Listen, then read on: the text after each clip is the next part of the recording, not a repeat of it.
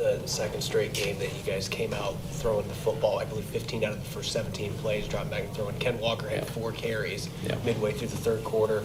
What are your thoughts on that situation? This seems to be a trend where number 9, when he's been healthy, is not getting the ball very much until late in the second half. Well, yeah, that's a fair question, and we definitely need to get the run game going. The way the game started, we were thinking about trying to get Geno going early, and I'm not sure how many plays we had in the first half, but it wasn't many. So, game started to, going to get out of hand there, and so we had to get going. But you're right, we need to get the run game going. We need to get Ken the ball more. What would happen on the block field goal? What was the breakdown there up front? The issue? Well, there's a guy in the A gap. We need to block him. So it's pretty much that simple. But you're allowed to push down. They pushed down on our right guard, and he wasn't able to get to Simmons. What do you make of all the success they had in front of the ball? Do you guys feel like you had the right personnel in there to stop the run? Yeah, it's our best 11 guys, given who's on the field for them. And again, we have to call a better game. And when we are in those plays, we have to execute better and tackle and leverage the ball better. I mean, it's fundamental football that we're coming up short, and that's what's disappointing right now. Yeah, not just disappointing. It's something a rookie head coach would do. And you know what? We kind of got a rookie head coach. And with rookie head coaches come learning lessons. And not only do we have a rookie head coach, we have a rookie head coach who's 37. And I don't know about you, but I'm in my 30s and I still have a lot of growing up to do myself. There's a lot of things that people, when they find themselves in shoes that they have never been in before, eventually have to fill out. They eventually have to grow into. There is a reason why Leslie Frazier is the assistant head coach and that Mike MacDonald is not just the head coach of everything. We're going to talk a little bit about that today. If you're more curious about my thoughts on leadership, I had Dana O'Gorman on before this Giants game earlier in the week. Great guest, Dana O'Gorman. Go check that out. Welcome to First Kick Seahawks, the show where we prepare you for the first kick of every play by game day. And where was I last week? Well, if you were watching the show, you would know that I had COVID and I was recovering from COVID. And I did not take this Giants team seriously. And you might have noted that a lot of people didn't take this game seriously. I would hope that the coaches would have taken this team seriously, but you never know. It is the sorry-ass Giants team. They were out, 50%, 57% of their total offensive yardage for the season, and whatever their wide receiver's name is, and Singletary, their running back, both of those guys are out. So we're like, man, Danny Dimes, he sucks. They're missing their number 1 wide receiver out. And then they have Slayton. Yeah, we can beat a Slayton. Their running back, Singletary, out, and he was like a backup to Saquon Barkley. Right? Like, we can beat this team. We just need to get our shit together. This is a get right game, and get right we did not. We did not get right for this game, and I have so many feelings about this game. The first feeling is, why are you not reacting to this in the evening after the game took place? Well, I was restricted by the NFL blackout, so I had to wait until the game was finished, and then I could watch it, and then by that time it was so late in the evening that I'm like, I'll wait until the morning. So here we are. But on top of it, there was not a lot to be said about the way that we played because we just didn't play football. Eric Gilbertson, it's good to see you.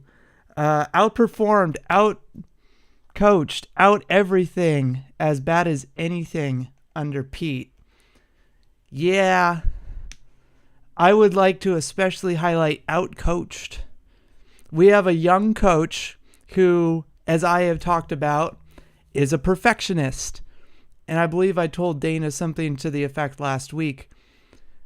If you're striving for perfection, the harder you try for perfection, the harder your broken perfection will look. You need to be somewhere in the middle, right? You need to be able to flow with the ebbs and the flaws and the mistakes. If you are creating this type of stress for your players and your coaching staff where they need to be absolutely perfect, then when they're not perfect, that's going to be pounding in their head. Likewise, if you have a Pete Carroll where they're like, don't worry about it, we'll deal with the mistakes, it can have the opposite effect where you're going to let a bunch of small details go. You need to have a healthy balance. And as we saw against this Giants team, there was no healthy balance, especially in the first half. We did tighten up in the second half, but let's be honest, Reek Woolen being out, not a good thing. Uchenna Nwosu coming back too early, not a good thing. Pete Carroll mentioned I'm too hormonal sometimes. You want to talk about a hormonal coach? Mike MacDonald is hormonal as hell. It was like the third quarter, the start of the third quarter. He decides to go for it on our own 35. Gino takes a sack, which puts it even farther back, giving the Giants excellent field opportunity. Man, do you trust your defense or not?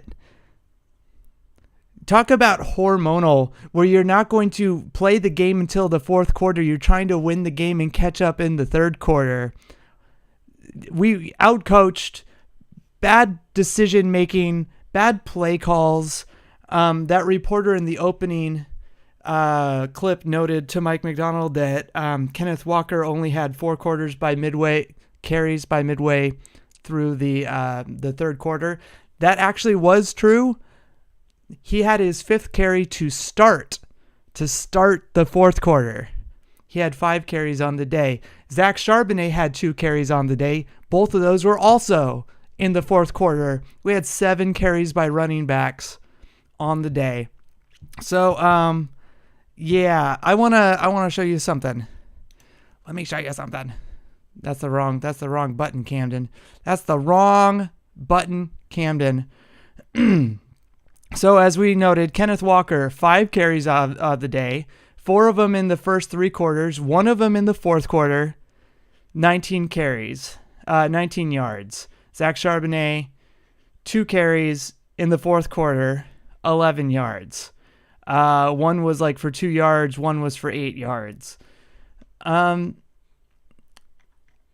What's most important about this is if you go to Pro Football Reference, I always recommend Pro Football Reference, who, without looking, don't look, I'm covering the screen, don't look at it, who has been our most productive scoring unit on our offense this year, our passing or our rushing?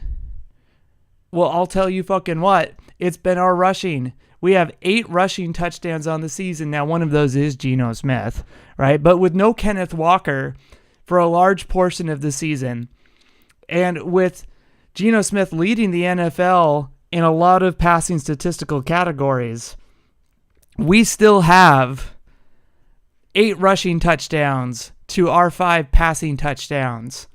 This does not include today's stats, right? This is the first 4 weeks of the season. The opponents we've played against, 6 passing touchdowns against us, and then 5 rushing touchdowns. It's interesting because when you look up against the Giants, they have had 2 rushing touchdowns on the year, but they've only allowed 1 rushing touchdown, 6 passing touchdowns against them, and then 4 passing. What's most interesting to me is if you have a Kenneth Walker coming back from injury last week and putting up 3 rushing touchdowns, and then we know that Zach Charbonnet has at least 1 of our 5 receiving touchdowns. So 4 of those is going to wide receivers, actually 3 of them, because 1 of those goes to AJ Barner, who's a tight end. Why are you not targeting your running backs? Why are you not using the unit that is obviously the most powerful aspect of your team? You have Charles Cross, but then you have Laken Tomlinson, who's struggling against pass blocking. You have Connor Williams, who was just on this team, whose running back put up 18 rushing touchdowns in a single season. And then that's just the starter. The backup also had a bunch of rushing touchdowns. You have Anthony Bradford, who's built to run the ball, and then you have Stone Forsythe, who's bad at pass blocking, but okay at run blocking. Why is Kenneth Walker only getting 4 carries by the third? The argument, of course, is, well, we didn't get the ball a lot to start the game. Well, you got the ball first and punted. Then the Giants had, what was it, a 8 to 10 minute drive down the field, and then they fumbled at the line. Rayshon Jenkins, I believe, takes it 102 yards down the field for a score. So you got free points. Your defense then goes back on the field. So I can understand the argument, well, we didn't have the ball a lot, except you were given free points. Giants then tear down the field. I believe they went fairly quickly on that second drive. There is a way that we can check if we go to the overview. Where is it? Yeah. So 2 minutes at the end of the first quarter, at the 9-minute mark, at the start of the second quarter. So about 8 minute drive. So there was about 18 minutes there where our offense wasn't on the field after our opening drive. I can kind of believe that. I can kind of buy the idea, well, our offense wasn't on the field. Except it was only 7-7. It wasn't like we punted, then they went down the field, scored, we immediately turned it over, then they took up another 8 minutes and then scored again before we did anything. It was 7-7. Why did you not start running the ball afterwards? Because your defense had just been on the field for 18 minutes. Poor clock management. In particular, at the end of the third quarter, I remember this distinctly. There was about 4 seconds left on the clock, and we had enough time on second down to let that clock run down to 0, which would mean that the clock would stop, we would enter the fourth quarter, and then we could start the clock again if we run the ball. Give our defense a chance to breathe. We start the second play of the series in the fourth quarter instead of ending it in the third quarter. So what happened is we end up running a play at the end of the third quarter.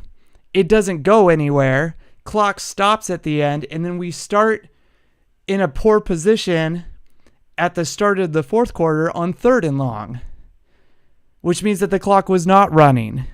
If the clock had been running, we could have taken more time off of the clock, allowing our defense to have some chance of rest, which they just had not. So if you were caring about clock management whatsoever, that would have been something that you would have highlighted, Mike MacDonald. This gets back to a bone I've had to pick with Ryan Grubb since the very beginning. This dude loves chucking the ball. He loves throwing these shot plays. Eric Gilbertson, sorry. What about having to take a timeout in the second half to avoid a delay of game? I blame the coaching staff for that as well. Terrible clock management. I agree. We are this hurry-up offense, get to the line really fast. In the first quarter, we looked like Chip Kelly. Let's see if we can snap the ball every 15 seconds. And then the plays weren't going anywhere. Looking completely out of sorts. And in the second half, we kept unraveling. But how can you be this team that is so poised for a hurry-up like that, and then in your own stadium, you're constantly getting to 0-0. It's not the first week this has happened. It's been every week of the season. We have had terrible clock management issues. Ryan Grubb loves throwing these deep passes, but it feels like he's not used to the idea of how to set these things up. You need to run the ball. And when your number one player on the year so far, other than your quarterback, is Kenneth Walker, when your number one unit is the running team, which includes your blockers, why aren't you running the ball? And why aren't you doing it again? The argument that, well, we need to have a better game plan does make sense. But you can't say, well, we weren't given enough opportunities in the first half when you only ran the ball 4 times in the first 3 quarters. There's something broken with the game planning in the offensive room. It could be because you got a bunch of rookie coaches from college that think that you can play a college game plan in the NFL. And they did say, well, we wanted to highlight Geno Smith. Why? Because he's been so good all year? But the games that he's been best in are the games where we're running the ball. We didn't start performing well against Denver until we started running the ball. We didn't start performing well against the Patriots until we started running the ball. Hell, even against the Lions, he was struggling, except when Kenneth Walker was doing crazy shit. Why aren't we running the damn ball when our offensive line is built for it? Our best, most experienced coaches on the offensive side of the ball are Kennedy Polamalu and Brendan Nugent. And we do have Mike Brown, but he's, compared to those guys, why even bring him up, right? But then we have Ryan Grubb and Scott Huff, both rookies from college. And sure, we have DK, we have Lockett, we have JSN. Of course, you want to use those guys. But when your coaching staff is so good at running the ball, that's what they're specialized at, the experienced ones, you should use that knowledge. If you tell me that the guy who made Alvin Kamara and Austin Eckler and Josh Jacobs, the guys who made those people all pros, their schemes only get 4 snaps in the first 3 quarters of the game. If you told me that, I'd say that you were crazy. That's so much knowledge that you're refusing to use because you just know better. And that's a Ryan Grubb thing, sure, but that's also a Mike MacDonald thing, because Mike MacDonald has openly said, well, you know, I don't have my hands involved in the offense. I'm focused solely on the defense. So is that a Leslie Frazier thing then, because he doesn't have a handle on Ryan Grubb? Why haven't we heard from Leslie Frazier the last couple weeks? He's supposed to be the assistant head coach. Well, Mike MacDonald is the one who's fielding all of this. Who's actually in charge of this offense? Is it Mike MacDonald's vision of physicality, or is it Ryan Grubb, who brought his buddy Scott Huff up from the Huskies? I don't know. And it's starting to piss me off. I gave Ryan Grubb some creativity, pats on the back last week for the lateral, and it's hard to go up against a quarterback who goes 18 for 18. But if you're telling me that Mike MacDonald is 100% focused on the defense, why did he allow a quarterback to go 18 for 18 and a running attack to run all over us? Let's look at these Giants stats again. Because, oh boy, I am so excited for this. I'm on the wrong tab. Let's look at the Giants. Daniel Jones, 23 for 34, 257 yards and 2 touchdowns. But here's the concerning thing. Tyron Tracy Jr., 18 carries, 129 yards, 7.2 attempts. Daniel Jones had 11 carries for 38. And credit to Daniel Jones, he looked like he was playing some desperation ball. He was taking hits that even Lamar Jackson in his running style, Josh Allen in his style, they won't take those hits. They won't throw themselves for like 3 yards that way. Daniel Jones was playing somebody chewed me out, and I don't want to be benched if we lose another game. I have to show 100% effort. The only way I'm losing this job is by being knocked the fuck out. Not a lot of yards per carry, but damn was it hurting us.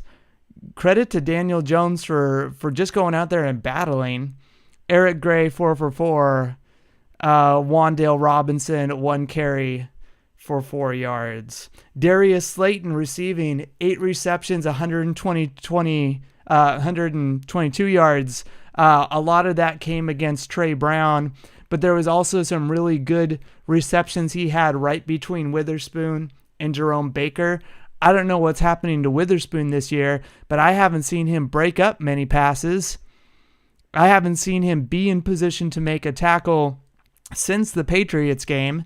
He's allowing a lot of yards after the catch. Maybe I'll look at that before this 49ers game coming up. Theo Johnson, 5 for 48. I skipped Eric Gray. Of course I did. 3 for 50. Wandale Robinson, their running back, 6 for 36. And then Tyrone Tracy Jr., 1 for 1. They diced us up on the ground and with wide receiver 1. It's almost like their wide receiver 1 and wide receiver running back 1 like doesn't matter. It's all about the scheme. So credit to them. But you know why their scheme works so well? Because they ran the damn ball. They caused Jerome Baker to have to wait for the gaps inside and Witherspoon to have to wait for the gaps outside. And it created these nice little hook plays for their receivers to just go in and stop and catch the ball for a first down. You know why?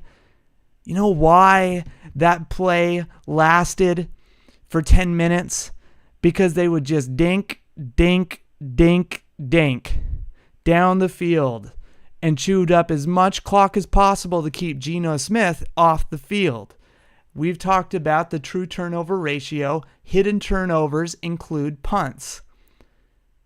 We're going to get to that. Last week, we had a true turnover ratio of 0.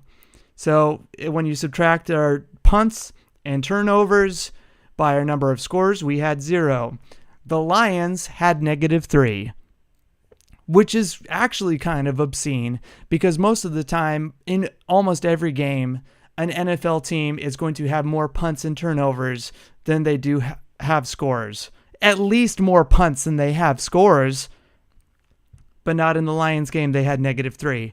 In this game, though, the damn Giants had -1. The Giants were almost as good as the Lions were against us. How? I guess they would have had -2 if they hadn't fumbled at the goal line. This is my stupid little chart.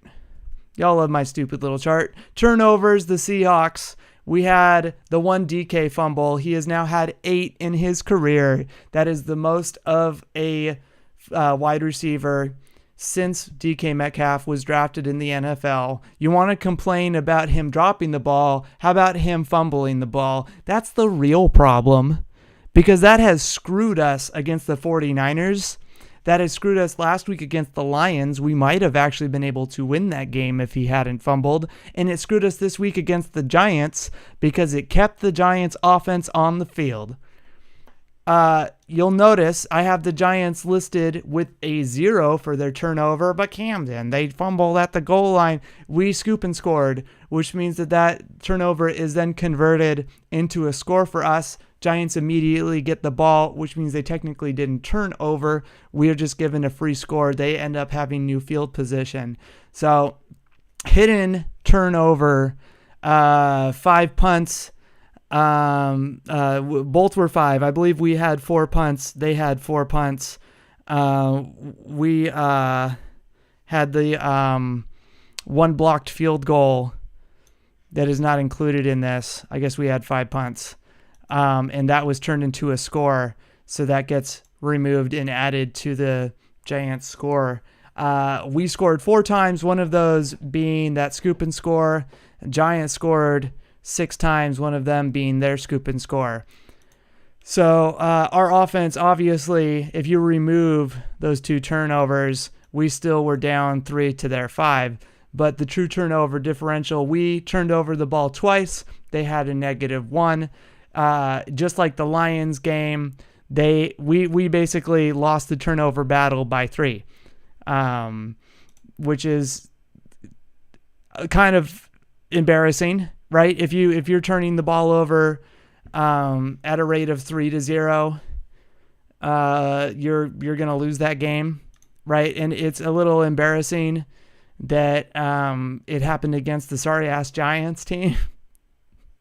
It's funny though that we even put ourselves in that predicament, because if we had just ran the ball, our running backs have been taking good care of the ball all year. And when Kenneth Walker was running, he was getting explosive yards down the field. So DK Metcalf might not have been in that position to fumble the ball. Likewise, against the Lions, he probably wouldn't have been in the position to feel like, I need to go down the field and make in all this extra effort, right? Like if we had just stuck to a normal game plan instead of we're going to chuck the ball 100% of the time, maybe the fumbles the last 2 weeks wouldn't have happened.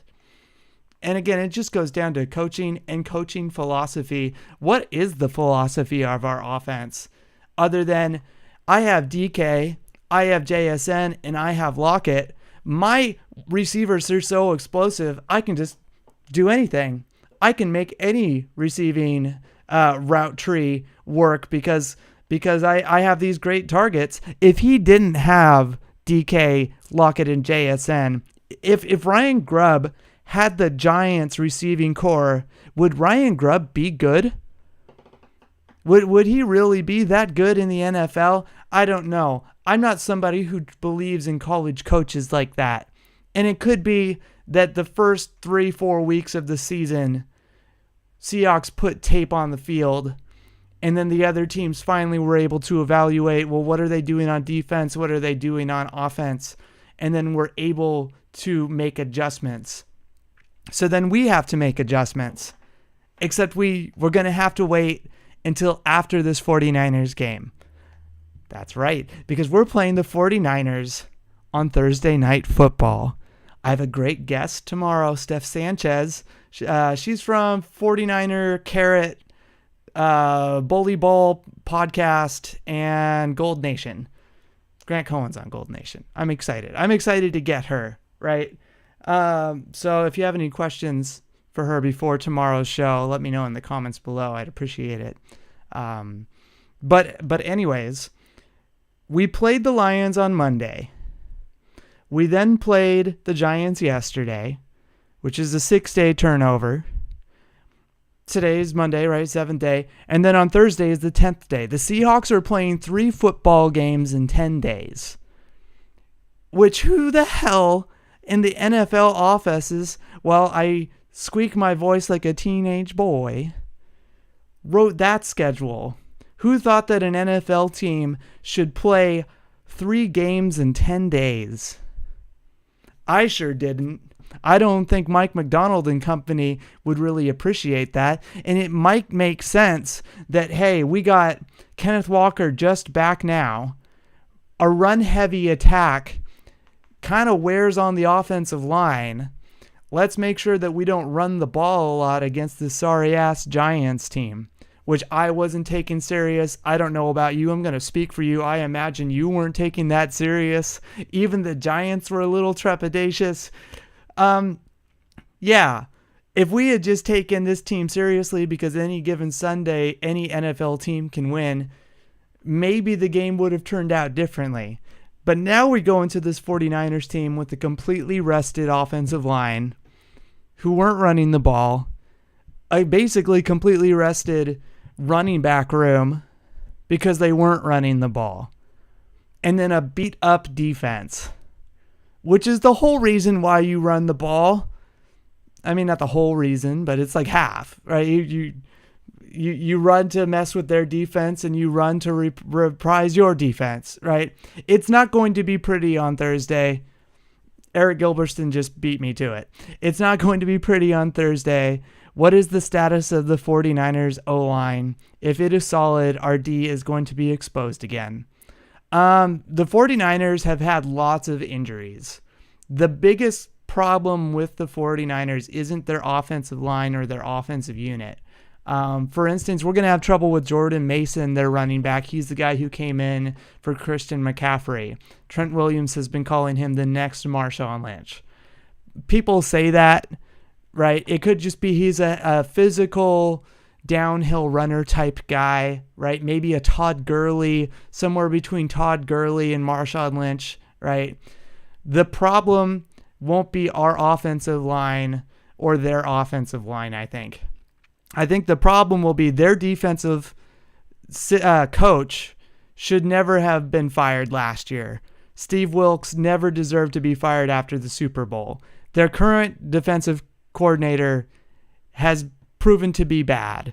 They just gave up at the start of the game last week against the Cardinals. The 49ers lost to the Cardinals. There was a 50-plus yard touchdown to start the game from Kyler Murray, and it didn't get much better for the 49ers. It's been like that, where their special teams has been screwing them on games, and their defense, they just don't look ready. The opposing teams, they'll snap the ball, you can count a beat, and then their defensive line gets off on the ball. It just looks like an incredibly poorly coached unit compared to how it's been the last few years, and you can directly connect that to their defensive coordinator.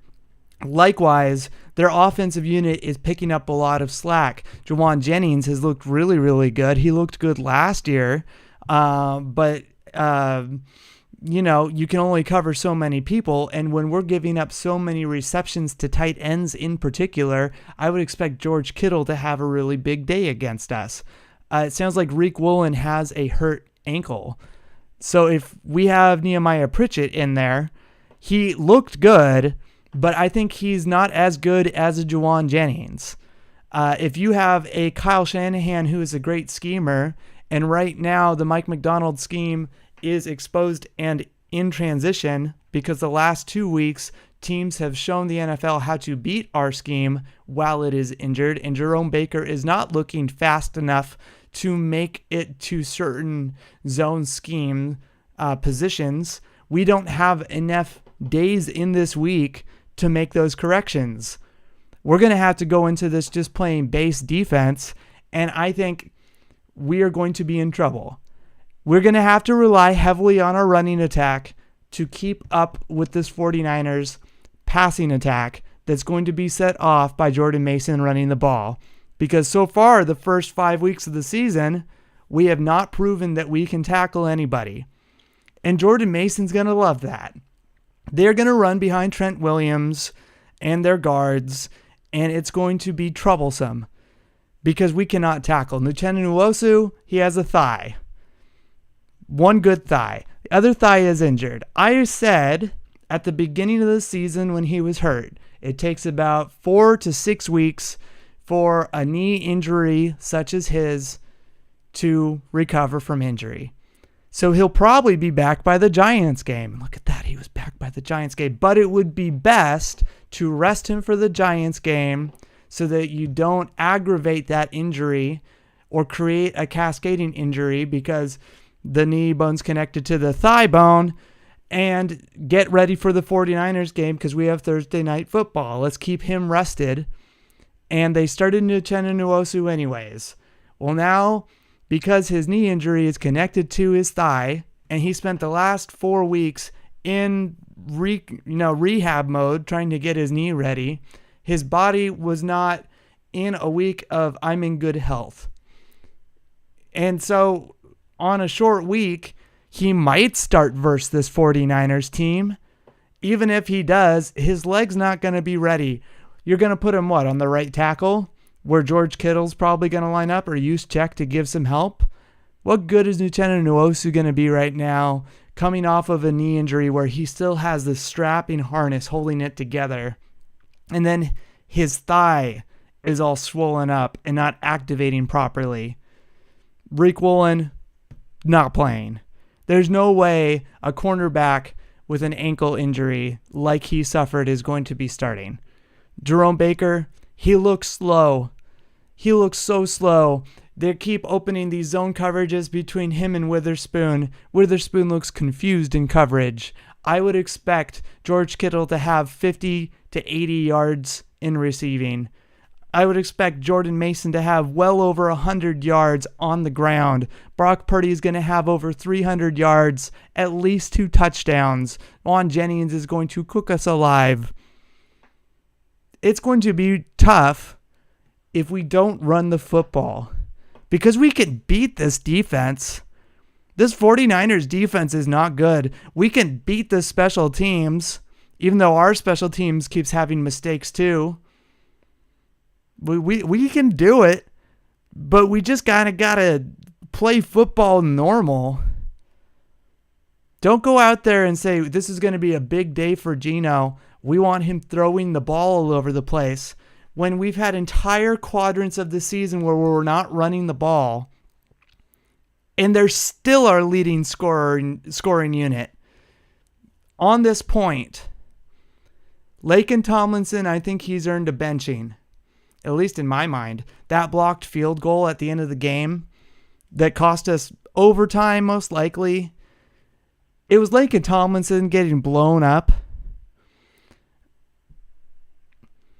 Laken Tomlinson's been blown up a lot this season. And I think it's either his age showing or something. But in preseason, we had Anthony Bradford starting at left guard and Christian Haynes starting at right guard in that last game. Last few weeks, we've had Anthony Bradford and Christian Haynes rotating at right guard.